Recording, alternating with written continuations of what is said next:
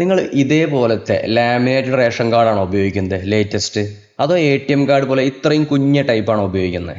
എന്നാൽ ഇത് രണ്ടും ഇനി ആവശ്യമില്ല കേട്ടോ. അതായത് നമ്മുടെ പഴയ ബുക്കും ആവശ്യമില്ല.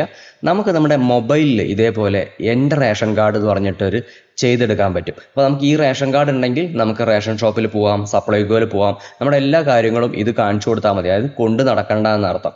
ഓക്കെ, അപ്പോൾ നമ്മുടെ ചാനലിലെ വീഡിയോസ് നിങ്ങൾ ആദ്യമായിട്ടാണ് കാണുന്നതെങ്കിൽ നമ്മുടെ ചാനൽ ഒന്ന് സപ്പോർട്ട് ചെയ്യാൻ മറക്കരുത് കേട്ടോ. ഒന്ന് സബ്സ്ക്രൈബ് ചെയ്ത് വെച്ചോളൂ കേട്ടോ. ഇതുപോലുള്ള വീഡിയോസാണ് നമ്മൾ ചെയ്തുകൊണ്ടിരിക്കുന്നത്. ഇതിന് വേണ്ടിയിട്ട് നമുക്ക് ആദ്യം വേണ്ടത് ഒരു ആപ്ലിക്കേഷനാണ്. അപ്പോൾ നമ്മുടെ പ്ലേ സ്റ്റോറിലും നമ്മുടെ ആൻഡ്രോയിഡ് ഫോണിലും iOS-ലൊക്കെ ഉണ്ട് കേട്ടോ അത്. അപ്പോൾ എൻ്റെ റേഷൻ കാർഡ് എന്നാണ് ഇതിൻ്റെ പേര്. അപ്പോൾ ഇതൊന്ന് സെർച്ച് ചെയ്യുക, എന്നിട്ട് ഇതൊന്ന് ഇൻസ്റ്റാൾ ചെയ്യുക. ഞാൻ അത് ഇൻസ്റ്റാൾ ചെയ്തിട്ടുണ്ട് കേട്ടോ എൻ്റെ ഫോണിൽ. നമുക്കതൊന്ന് ഓപ്പൺ ചെയ്യാം. ഓപ്പൺ ചെയ്യുമ്പോൾ നമുക്ക് ഫസ്റ്റ് ഇങ്ങനെയാണ് കേട്ടോ വരിക. അതിന് ഏറ്റവും താഴെ നമുക്ക് നെക്സ്റ്റ് എന്നൊരു ഓപ്ഷൻ ഉണ്ട്. നെക്സ്റ്റ് ക്ലിക്ക് ചെയ്യാം. അതേപോലെ തന്നെ ഡിജിറ്റൽ റേഷൻ കാർഡാണ്. നെക്സ്റ്റ് ഗോട്ട് ഇറ്റ് എന്ന് കൊടുക്കാം. അപ്പോൾ നമുക്ക് ഒരുപാട് സർവീസുകളെല്ലാം ഇതിൽ അവൈലബിൾ ആണ്. അപ്പോൾ ഫസ്റ്റ് നമുക്ക് ഇങ്ങനെയാണ് കാണിക്കുന്നത്. ഇവിടെ നമ്മൾ ആദ്യം കൊടുക്കേണ്ടത് റേഷൻ കാർഡ് എന്ന് കണ്ടില്ലേ, അതൊന്ന് സെലക്ട് ചെയ്യുക. ഇവിടെ നമ്മുടെ റേഷൻ കാർഡിൻ്റെ നമ്പർ ഇവിടെ നിന്ന് ടൈപ്പ് ചെയ്ത് കൊടുക്കണം.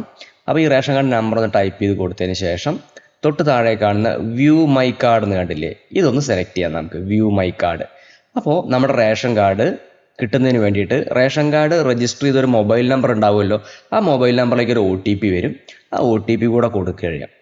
അപ്പോൾ നമുക്കൊരു പാസ്വേഡ് സെറ്റ് ചെയ്യാൻ വേണ്ടി വരും.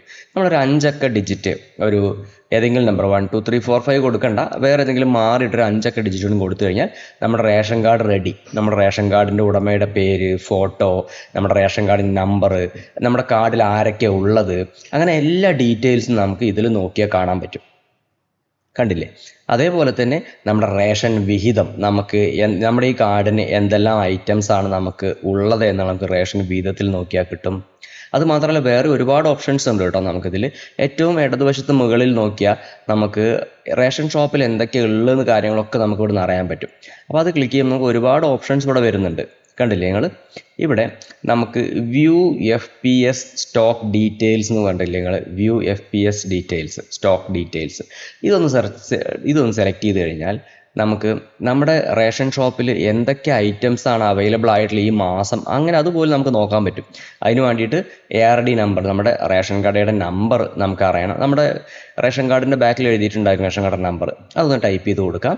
അതേപോലെ തന്നെ നമുക്ക് ആ വർഷം, ഇയർ 2018 കിടക്കുന്നത് 2024 ആക്കുക. ജനുവരി നമ്മൾ ഏത് മാസമാണ് നോക്കുന്നത്, ഞാനിപ്പോൾ ഒക്ടോബറിലായതുകൊണ്ട് ഞാനത് ഒക്ടോബർ എന്ന് സെലക്ട് ചെയ്യണം. എന്നിട്ട് നമ്മൾ സബ്മിറ്റ് എന്ന് കൊടുത്തു കഴിഞ്ഞാൽ നമുക്ക് ഈ മാസം നമ്മുടെ റേഷൻ കടയിൽ എന്തെല്ലാം സാധനങ്ങളാണ് സ്റ്റോക്ക് എത്തിയിട്ടുള്ളത്, ബാക്കിയുണ്ടോ, കാര്യങ്ങളൊക്കെ നമുക്ക് ഇതേപോലെ ഡീറ്റെയിൽസ് അറിയാൻ പറ്റും കേട്ടോ. അപ്പോൾ നമുക്ക് റേഷൻ ഷോപ്പിൽ പോവാതെ തന്നെ അവിടെ എന്തൊക്കെയുള്ളതെന്നൊക്കെ അറിയാൻ പറ്റും. മനസ്സിലാവുന്നുണ്ടോ?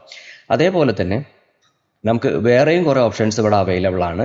ഇവിടെ എനിക്ക് എന്തെങ്കിലും ഇഷ്യൂസുകൾ ഉണ്ടെങ്കിൽ കോൺടാക്ട് ഡീറ്റെയിൽസ്, നിങ്ങൾ ഈ റേഷൻ കാർഡ് എടുക്കില്ല, പലരും പറയാറുണ്ട് ഡിജിറ്റൽ റേഷൻ കാർഡ് എടുക്കില്ല എന്ന്, അങ്ങനെ എന്തെങ്കിലും ഇഷ്യൂസുകളോ അതേപോലെ റേഷൻ കാർഡുമായിട്ടോ അങ്ങനെ എന്തെങ്കിലും നിങ്ങൾ സംബന്ധമായ ഇഷ്യൂസ് ഉണ്ടെങ്കിൽ നമ്മൾ വിളിക്കേണ്ട ഫോൺ നമ്പേഴ്സ് എല്ലാം ഇവിടെ കൊടുത്തിട്ടുണ്ട്. അപ്പോൾ നമ്മൾ ഓരോ ജില്ലയ്ക്കും ഇവിടെ കൊടുത്തിട്ടുണ്ട്. അപ്പോൾ ഞാനിവിടെ മലപ്പുറം ജില്ലയിൽ നിന്ന് കാണിച്ചു തരാം. ഞാൻ മലപ്പുറത്ത് ഉള്ള ഒരു ജില്ല സെലക്ട് ചെയ്തിട്ട് നമ്മൾ ഏത് താലൂക്കിലാണെന്നുണ്ടെങ്കിൽ ആ താലൂക്ക് സപ്ലൈ ഓഫീസറുടെ ഫോൺ നമ്പറും മൊബൈൽ നമ്പറും ഓഫീസ് നമ്പറും കാര്യങ്ങളൊക്കെ ഇവിടെ കൊടുത്തിട്ടുണ്ട്.